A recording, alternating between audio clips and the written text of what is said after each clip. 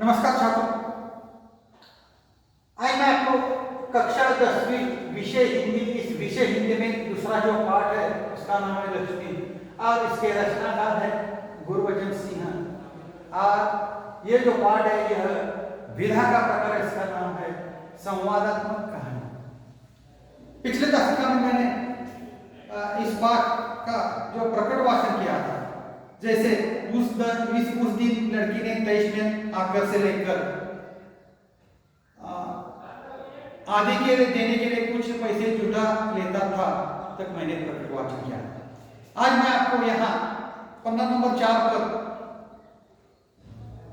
से लेकर नौकरी से अवकाश के बाद ज्ञानसिंह को से लेकर वह नैन के पास से हटकर अपने काम में जुट गया तक मैं आपको प्रकट वाचन करता हूँ और विश्लेषण के बाद उसका मैं विश्लेषण देता हूँ। तो ध्यान दीजिए छात्रों, आपके पास किताब होना जरूरी है।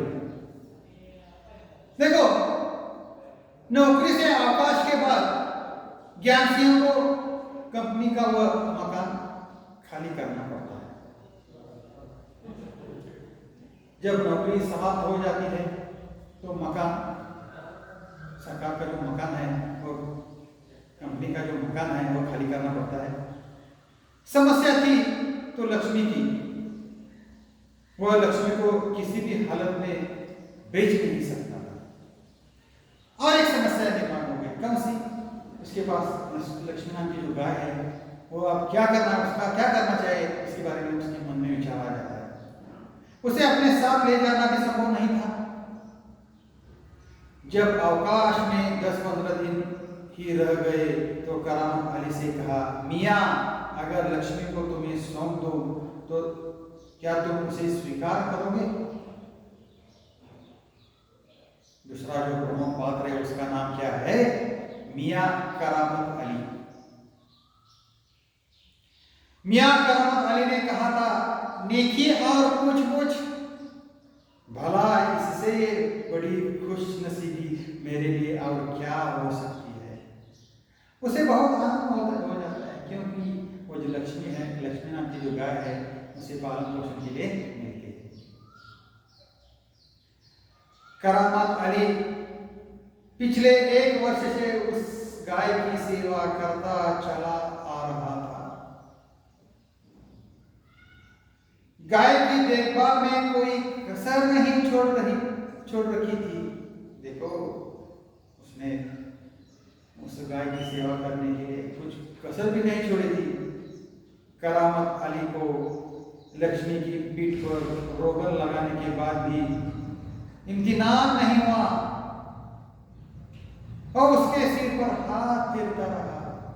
उसके प्रति लगाव है, इसलिए वो क्या करता है, हाथ फेरता रहा।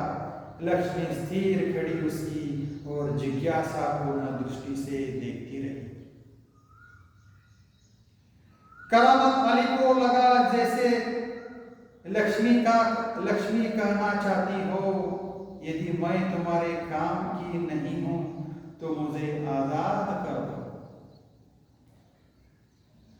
देखो, इंसान का एक गुणधर्म कौन सा है, जब किसी चीज की जरूरत होती है तो आदमी को उस चीज जब मिल जाती है तो उसके बाद, मिलने के बाद उसका महत्व क्या हो जाता है, कम हो जाता है। मराठीमध्ये सांगायचं म्हटलं गरजेवर देवता अवलंबून असते। गरज संपली की माणूस काय करतो, त्या गोष्टीचा विचार करत नाही। जोपर्यंत गरज निर्माण होत नाही तोपर्यंत त्याच्या मनामध्ये अनेक प्रकारच्या समस्या निर्माण होतात। मराठीत सांगायचं थोडक्यात अर्थशास्त्राचा नियम आहे, गरजेवर तीव्रता अवलंबून असते।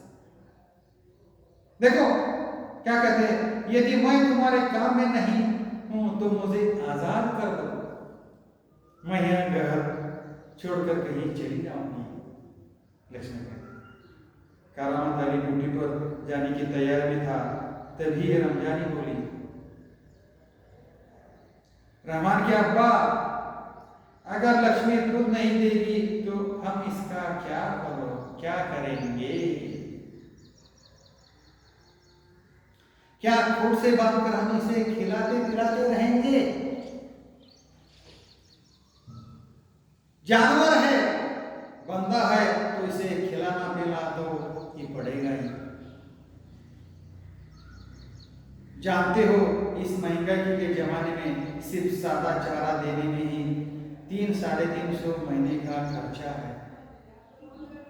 सो तो है, कहते हुए करामत अली आगे कुछ नहीं बोला। लक्ष्मी गाय को पालन पोषण करने के लिए किसकी जरूरत होती है? पैसों की जरूरत होती है। ऐसे अलग विचार में पड़ता है, इसलिए वो कहता है सो तो है, कहते हुए करामत अली आगे कुछ नहीं बोला। घर से निकलकर कारखाने की तरफ बोल लिया। कारखाने में वो क्या करता है? नौकरी करता है। रास्ते में वो रमजान की बात पर विचार कर रहा था। लक्ष्मी अगर दूध नहीं देगी तो इसका क्या करेंगे? यह ख्याल तो उसके मन में आया ही नहीं था कि एक समय ऐसा भी आ सकता है कि गाय को घर के सामने खूंटे से बांधकर मुफ्त में खिलाना भी पड़ सकता है। उसके साथी नईम ने उसे कुछ परेशानी से देखा तो पूछा, देखो उसका जो साथी है उसका नाम है नईम, और उन्होंने सवाल पूछा है, करामत मियां क्या बात है? बड़े परेशान नजर आते हो, खैरियत तो है? ऐसी कोई विशेष बात नहीं है, कुछ तो होगा। देखो इस संसार में हर एक इंसान की कुछ न कुछ तो समस्या हो जाती है, चाहे वो अमीर हो या गरीब हो। अमीर को भी समस्या है और गरीब को भी समस्या है। इस संसार में जन्म से लेकर मरते दम तक इस संसार में मनुष्य की समस्या कभी भी खत्म नहीं होती है। इंसान पैदा हो जाता है तभी समस्या निर्माण हो जाती है, और इंसान मर जाता है तभी भी समस्या निर्माण हो जाती है। इसका मतलब है इस संसार में इंसान की, मानव की समस्या कभी नहीं छूटती है। ऐसी कोई विशेष बात नहीं, कुछ तो होगा। क्या बताओ, गाय ने दूध देना बंद कर दिया है, बूढ़ी हो गई है, बैठा कर खिलाना पड़ेगा, और इस जमाने में गाय भैंस पालने का खर्चा, इसमें परेशान होने की क्या जरूरत है? गाय बेच दो। करामत अली ने हाँ का बदले होगा, हाँ परेशानी से छुटकारा पाया जा सकता है, बहुत आसान तरीका है। लक्ष्मी को बेच दिया जाए।